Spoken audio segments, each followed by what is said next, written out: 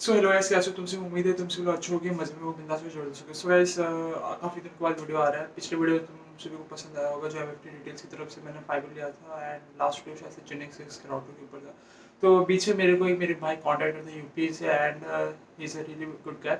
और लास्ट जो अपना वो वीडियो है ना, मतलब उसका नाम क्या है, एमएफटी डिटेल्स का जो थंबनेल है उन्होंने डिज़ाइन करके दिया। तो you shout out to Ajit भाई, जिन्होंने अपना थंबनेल डिज़ाइन करके दिया। तो क्या है कि अगर आप लोग भी वैसे इंटरेस्टेड हो तो आप लोग मेरे लिए थंबनेल डिज़ाइन कर सकते हो, मतलब अगर आप लोग चाहो तो। और लास्ट वीडियो में उन्होंने डिज़ाइन किया था, तो उनको एक पक्का शॉर्ट आउट है।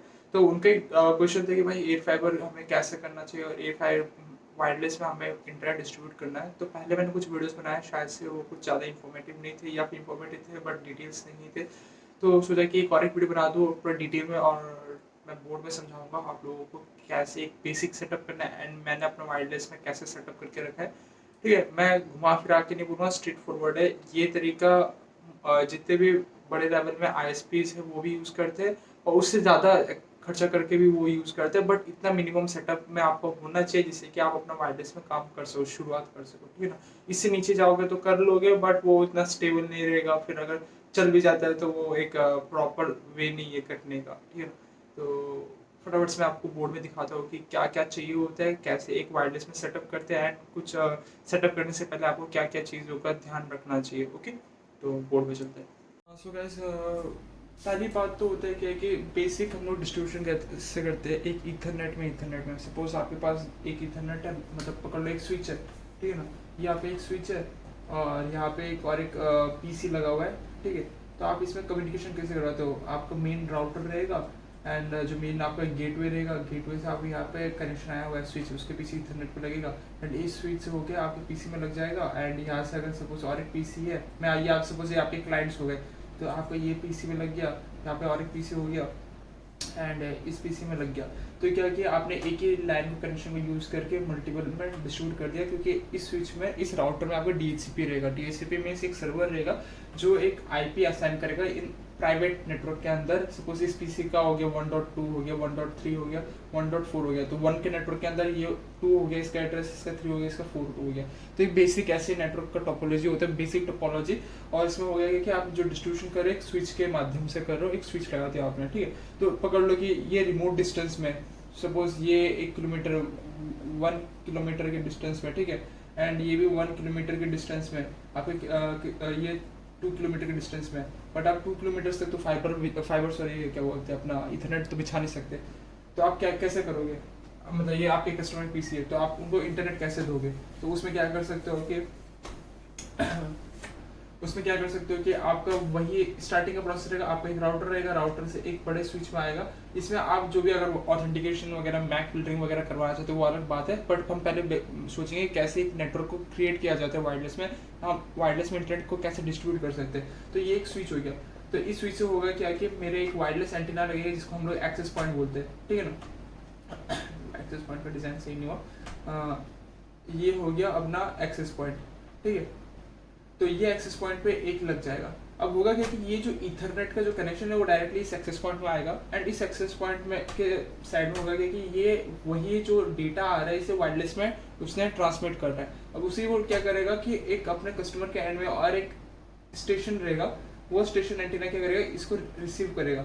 ठीक है, इसने रिसीव कर लिया। रिसीव करने के बाद उसके एंड से एक पीसी लगेगा कस्टमर के एंड में, और सॉरी एक राउटर लगेगा बेसिकली।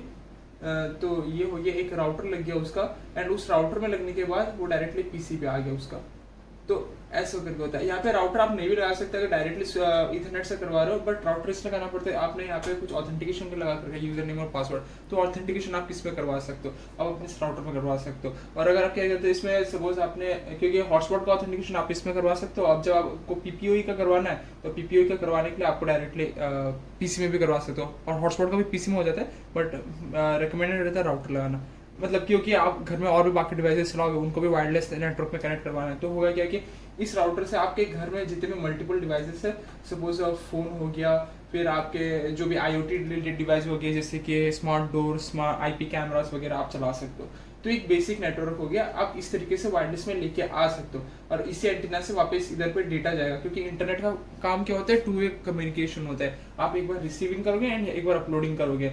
हम लोग जो एयरटेल टीवी वगैरह हो गया, डिश टीवी हो गया, उसमें हम लोग क्या करते हैं, सिर्फ डाउनलोडिंग करते हैं। और यहाँ पे क्या होता है कि हम टू वे कम्युनिकेशन करते हैं, रिसीविंग एंड अपलोडिंग करते हैं। तो आपका एंटीना, अभी लोग कई बार बोलते हैं कि आईएस पे लोग बोलते हैं, सॉरी वायरलेस पे बोलते हैं कि यार कस्टमर के एंड में हो क्या रहा है कि डाउनलोडिंग तो हो रहा है लेकिन अपलोडिंग नहीं है, क्योंकि आपका जो equipment CP client premises equipment जो लगा हुआ है वो प्रॉपर वे से माउंटिंग नहीं है, या फिर वो उस हाइट पे नहीं है जिस हाइट में इसको कम्युनिकेशन करना है। बीच में कुछ ऑब्स्टिकल्स आ गया तो होगा क्या कि ये जो पैकेट भेजेगा इसके पास से कुछ पैकेट लॉस हो जाएंगे। अब जब पैकेट लॉस हो जाएंगे, जब वापस से वो पैकेट जाएंगे, तो ये जो पुराने वाले जो पैकेट लॉस हो गए तो वो उस पुराने वाले जो नए वाले जो कम्युनिकेशन हो रहा है, जो डेटा ट्रांसफर है, उसमें ऐड कर दिए जाएंगे। तो उसमें होगा कि आपके बहुत सी लेटेंसी जनरेट होने लग जाएगा, और जैसे लेटेंसी जनरेट होगा आपका नेटवर्क स्लो होने लगेगा। तो ये होता है। जरूरी नहीं है कि आपका एंड का हमेशा एंटीना टॉप में रहे, कस्टमर का एंड का भी एंटीना टॉप में होना चाहिए, वो भी पूरा क्लियर विजिबिलिटी में होना चाहिए इस एंटीना से, तभी तो वो एक दूसरे से बात कर सकेंगे। यहाँ पे आते हैं, अब ये तो हो गया बेसिक बातचीत, समझ में आता है कि कैसे हम लोग वायरलेस में नेटवर्क को डिस्ट्रीब्यूट करते हैं। अब बात आता है कि हम लोग कौन सा इक्विपमेंट है जैसे कि हम लोग प्रॉपर नेटवर्क चले। तो होता है कि बहुत लोग क्या गलती करते हैं कि 2.4 का उठा लिया, उन्होंने अपना नेटवर्क को समझा नहीं कि हमारे यूज की सिनेरियो कहाँ पे, हम लोग कहाँ पे इसे यूज करने वाले नेटवर्क को। सपोज आप गाँव के एरिया में, तो गाँव के एरिया में होता है कि पेड़ होते, ठीक है ना, यहाँ पे सपोज पेड़ हो गया, ठीक है, फिर यहाँ पे भी पेड़ हो गया। एंड गांव के घर, मैं अपना बता रहा हूँ, हमारे गांव का घर कैसा होता है कि यहाँ पे अगर एक घर हो गया ना, यहाँ पे एक किसी सॉरी घर तो नहीं है, ऐसा यहाँ पे एक घर हो गया तो उसके दूर में तकरीबन इतने दूर में जाके और एक घर होगा।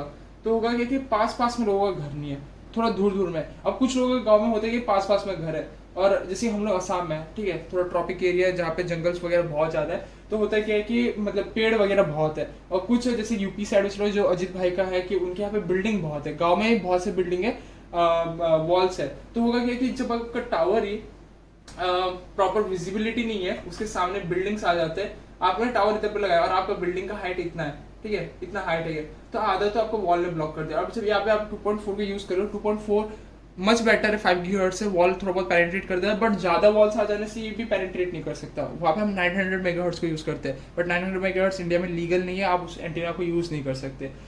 तो 2.4 का हम अब समझ गए कि 2.4 हमें कहाँ पे यूज करना चाहिए। अब जैसे कि आपको ऐसी जगह में यूज करना है जहाँ पे आपको ज्यादा दूर में डिस्टेंस को ट्रैवल करवाना है। अब उसके अंदर एंटीना भी मैटर करता है एंड कितना चैनल विड्थ भी मैटर करता है, 20 megahertz channel width, 40 megahertz channel width, वो भी मैटर करता है, उसमें हम बाद में आएंगे। तो होता है क्या कि आपने एंटीना को हमेशा टॉप में लगाना है। एंड सपोज आप गांव के एरिया में हो, तो गांव के एरिया में आपको 2.4 की तरफ ही जाना चाहिए, 5 GHz को छोड़ा भी मत, क्योंकि 5 GHz हो जाएगा कि वो वॉल को पेनिट्रेट नहीं कर सकता, जंगल को पेनिट्रेट प्रॉपर्ली नहीं कर सकता। अगर आपके पास प्रॉपर हाइट का टावर है तो होगा क्या कि आपको भी क्या करना पड़ेगा, 5 GHz से, सपोज यहाँ पे 5 GHz का मैंने लगा दिया और बिल्डिंग भी इतना है, तो यहाँ पे काम नहीं करेगा। आपको तकरीबन क्या करना पड़ेगा, यहाँ पे टावर इतना बड़ा बिल्ड करना है। एंड सपोज सॉरी वीडियो बंद हो गया था। तो सपोज आपको 5 GHz का अपना एंटीना लगाया, तो 5 GHz के लिए आपको प्रॉपर विजिबिलिटी चाहिए, तो आपको अगर बिल्डिंग इस साइड में, तो आपको टावर भी काफी बड़ा होना चाहिए। एंड सपोज इस साइज का बिल्डिंग है आपको, क्योंकि अब वो एंटीना पे डिपेंड करता है, क्योंकि जो अपना यूबीक्यूटी का जो एंटीना होता है वो थोड़ा बहुत उसका जो पोलराइजेशन थोड़ा नीचे की तरफ होता है, तो हमेशा उसको 90 डिग्री में एंटीना को लगाना चाहिए। तो वो हो गया, वो एंटीना का माउंटिंग अलग हम कभी बात करेंगे। तो आपने 5 GHz के एंटीना को लगा के रखा। तो कस्टमर के एंड का एंटीना क्या होता है कि बहुत सारे जो एयर फाइबर में वर्क करते हैं, बीएसएनएल के एयर फाइबर, वो लोग गलती क्या करते हैं कि वो लोग एयर फाइबर के जो एंटीना होते हैं बहुत ही नीचे लगा के रखते हैं। सपोज यहाँ पे कोई कस्टमर है तो इसका जो है एंटीना यहाँ पे लगा के रखा उन्होंने, तो होगा क्या कि सिग्नल तो ऐसे, देखो जो रेडिएशन होता है ना वो कुछ इस तरीके से होता है। जब पानी में पत्थर फेंकोगे तो पानी जितना दूर जाता रहेगा उतना फैलता जाएगा। आपका जो गाड़ी का, ये मुझे काफी एक भाई ने समझाया था, बहुत ही अच्छे वे में उन्होंने मुझे एक्सप्लेन किया था जब मैं भी वायरलेस में पहली बार आया था। कहा कि देखो आपको गाड़ी का जो हेडलाइट होता है, जब उसे जलाते हो उसके पीछे रिफ्लेक्टर्स लगे रहते हैं, रिफ्लेक्टर से लाइट रेडिएट हो रहा है। अब वो लाइट जब वो निकलता है तो हर जगह जाता है। कंपनी क्लीन करता है 120 डिग्री से ज्यादा बढ़ जाता है, बट उसका जो प्रॉपर पोलराइजेशन होता है जितना एरिया में वो फैलता है वो 120 डिग्री ही है। तो इसके पीछे बिल्डिंग आ गया, तो हुआ कि इसके पास जो नेटवर्क जा रहा है वो प्रॉपर नहीं जाना। तो हमें क्या करना है कि इस एंटीना को पूरा ऊपर उठाना है एंड इसको यहाँ पे माउंट करना है, ताकि वो उससे पूरा कम्युनिकेट करवा सके, इसके बीच में कोई ऑब्जेक्शन ना है, मतलब ऑब्जेक्शन ऑब्स्टिकल्स ना है। और जब ऑब्स्टिकल्स आ जाते हैं तो ये प्रॉब्लम क्रिएट होना शुरू हो जाता है। मैं पर्सनली एयर फाइबर यूज करता हूँ, मेरे को कोई दिक्कत नहीं हो रहा। एयर फाइबर में जितना मेरे को स्पीड दिया गया है मेरे को उतना ही स्पीड मिलता है। जब मेरे यहाँ पे जब एयर फाइबर माउंटिंग हो रहा था, वो भी फर्स्ट टाइम कर रहे थे, तो उनको नहीं पता था, तो उस हिसाब से मैंने अपने लेवल पे रिसर्च किया और मैंने जब उसको माउंटिंग के प्रॉपर में मेरे को स्पीड आया था। हमारे लोकल में तकरीबन 9 एयर फाइबर के बेसमेंट क्लाइंट्स हैं। 9 में से सिर्फ 2 लोगों का प्रॉपर चल रहा है, एक मेरा और मेरे ही थ्रू से, और एक जिसने कॉन्फ़िगर किया था और उसका माउंटिंग हुआ था उसका सही चल रहा है। बाकी लोगों का सब में स्पीड भी इशू आ रहा है। क्यों? उनका माउंटिंग गलत है। इक्विपमेंट्स पे कोई गलती नहीं होती, माउंटिंग गलत है। एंड इक्विपमेंट्स पे गलती होती है अगर आपने कुछ गलत इक्विपमेंट्स उठाया उस टोपोलॉजी के हिसाब से। तो ये देखो, आपने 5 गीगाहर्ट्ज का लगाया तो 5 गीगाहर्ट्ज के लिए आपको हेड चाहिए। 5 गीगाहर्ट्ज में होता है कि आप ज़्यादा डेटा ट्रांसफर करवा सकते हो। उनका जो होता है कि जो फ्रीक्वेंसी होता है वो हाई फ्रीक्वेंसी होता है, मीन्स जो आपका जो डेटा फ्लो होगा ना वो ज़्यादा हाई फ्रीक्वेंसी होगा, ठीक है। तो ये जितना हाई होगा उसमें आप ज़्यादा डेटा फ्लो करवा सकते हो। बट होता है क्या है कि आपको जो रेंज होता है वो कम हो जाता है, क्योंकि लॉसेस ज़्यादा हो जाते हैं, क्योंकि हीट सबसे ज़्यादा मेजर इशू क्रिएट होता है। 5 गीगाहर्ट्ज में ज़्यादा फ्रीक्वेंसी होता है, ज़्यादा हीट जनरेट होता है, ज़्यादा हीट जनरेट होने से फ्रीक्वेंसी कम ट्रेवल कर पाता है। वेरस 2.4 में होता है कि आपका ये जो ट्रेवल है वो थोड़ा मतलब स्लो होता है, ठीक है। और जितना आप जाओगे नीचे में जैसे 900 मेगाहर्ट्ज के, वो और भी कम जाएगा, ठीक है। तो उसका ट्रैवल बहुत ज़्यादा होता है और वो पेनिट्रेट भी कर सकता है, बट ये सब पेनिट्रेट नहीं कर पाते। बट इसमें आप डेटा फ्लो कर सकते हो। तो अभी आप समझ गए कि आपको कौन सा डिवाइस यूज़ करना चाहिए। अगर आप 5 गीगाहर्ट्ज का यूज़ करो तो उसको किस लेवल पे माउंटिंग करना चाहिए। अब मैं कुछ मॉडल्स बता देता हूँ कि आपको, अगर सपोज आपने सोचा है कि आपको एयर फाइबर ही करना है अपने बिजनेस में और फाइबर की तरफ निकलना, रेकमेंडेड रहता है कि फाइबर से शुरुआत करो, कि फाइबर में इनिशियल लगता है काफ़ी ज़्यादा पैसा है, बट उतना पैसा खर्चा नहीं होता, आपका आरओआई फटाफट निकल जाता है, रिटर्न ऑन इन्वेस्टमेंट।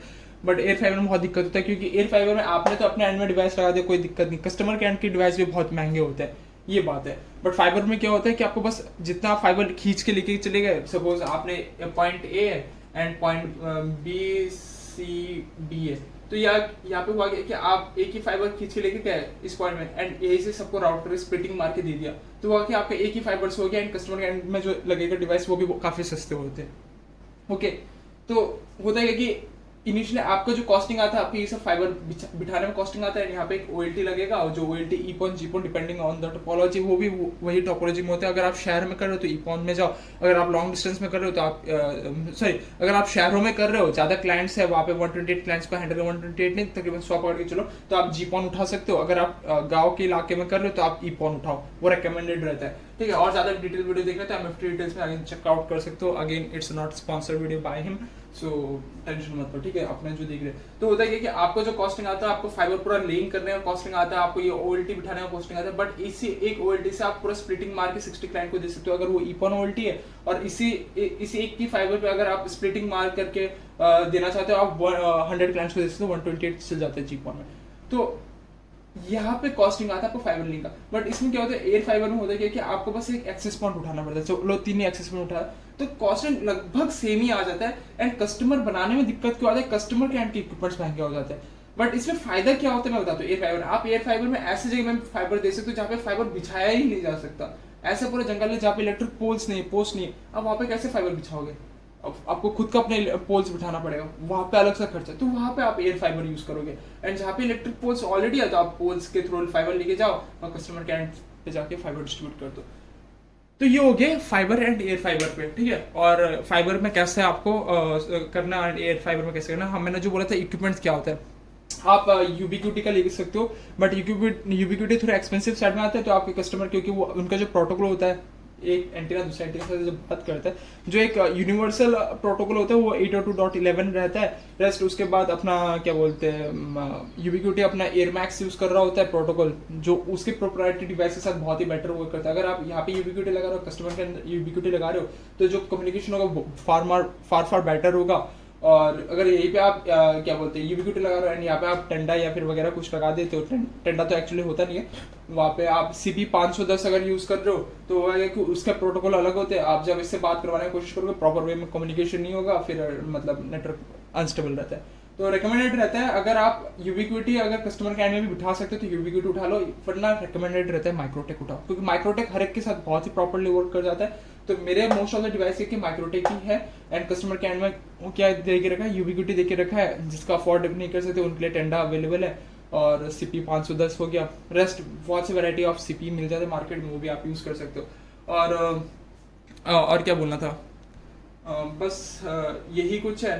और बाकी फाइबर में तो आपको MFT डिटेल की वीडियोस मिल जाएगी, क्योंकि मैं फाइबर पे काम नहीं कर रहा और मुझे फाइबर के रिगार्डिंग उतना भी नॉलेज नहीं है, बट जो बेसिक नॉलेज आप लोगों से शेयर कर दिया। और एक ये आता है कि अजीत भाई ने बोला था कि यार उन्होंने बोला था कि चलो क्या है कि वो CP510 से कर रहे हैं। तो होता है ये CP510 बहुत ही छोटा एंटीना होता है, बहुत ही छोटा डिवाइस होते हैं। आप उसको मैनबॉक्स एंटीना मैनबॉक्स 15 से कंपेयर नहीं कर सकते, एयरमैक्स क्या बोलते हैं रॉकेट M5 से कंपेयर नहीं कर सकते, क्योंकि बहुत ही मतलब एक नेक्स्ट लेवल के डिवाइस होते हैं, उनसे कंपेयर नहीं कर सकते। तो पहले रेकमेंडेड रहता है CP510 यूज ही मत करो अपने एंड में, वो कस्टमर के एंड में यूज करो। वो क्या बोल रहे थे, CP510 मैंने यहाँ पे लगा दिया, वो सॉरी वो सिग्नल यहाँ से रेडिएट कर रहा है, प्रॉपर्ली रेडिएट कर रहा है। अब यहाँ पे signal suppose sorry C point है, सी पॉइंट में सिग्नल प्रॉपर नहीं आ रहा, तो उन्होंने क्या सोचा कि यहाँ पे बी में क्या किया उन्होंने, एक यहाँ पे एक रिसीविंग एंटीना लगा दिया जो सिर्फ सिग्नल को रिसीव करेगा, एंड वही उसको एज ए रिपीटर मोड में यहाँ पे लेके चले जाएंगे, एंड रिपीटर मोड में चलेगा तो इसके आसपास में जो लोग हैं वो भी यूज करेंगे।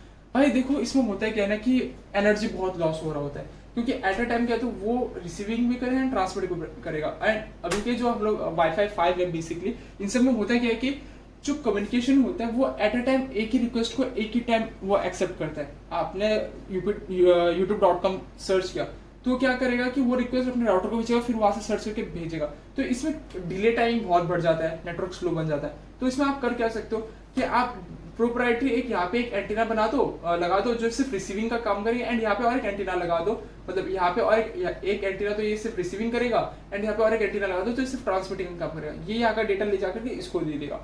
अब ये कर सकते हो, ये बढ़िया रहेगा आपके लिए, ठीक है। और एक क्या है कि मैं रेकमेंड करता हूँ ये सब झमेला ही मत रखो, डायरेक्टली एक बड़ा एंटीना बिठा दो, ये डायरेक्टली पॉइंट सी तक वैसे ही चले जाएगा, बीच में रिपीटर बिठाने की जरूरत नहीं है। तो उम्मीद है तुमसे वीडियो पसंद आया होगा। वीडियो पसंद आया तो वीडियो को लाइक, चैनल को सब्सक्राइब। मिलते हैं किसी नए video. Till then bye, have a nice day, peace out, see you soon, tata, bye.